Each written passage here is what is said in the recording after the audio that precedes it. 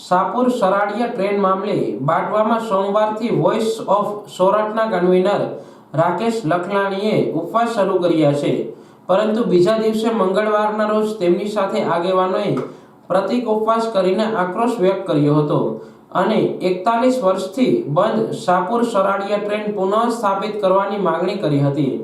આ ટ્રેન શરૂ થાય તે માટે રજૂઆત કરવા આગેવાનો દિલ્હી સુધી પહોંચ્યા હતા, છતાં તંત્ર દ્વારા કોઈ કાર્યવાહી ન કરતા કન્વીનર રાકેશ લખલાણી આ બાબતે બસ સ્ટેશન સામે ઉપવાસ આંદોલન શરૂ કર્યું છે।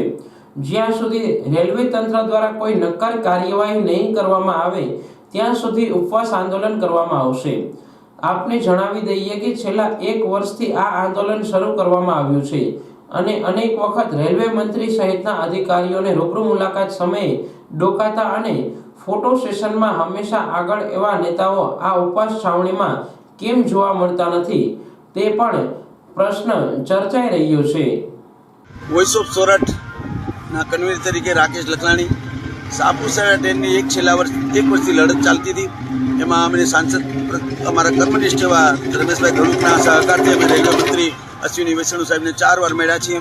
એમણે ખાતરી પણ આપી છે કે પહેલા તબક્કામાં હું તમને શાહપુરથી સરાડિયાની જે અમારી પાસે અમારે ટ્રેક જ પાથરવાની છે, પટરી પાથરવાની છે, જમીન અમારી પાસે છે, હું અમે આપી દઈશ।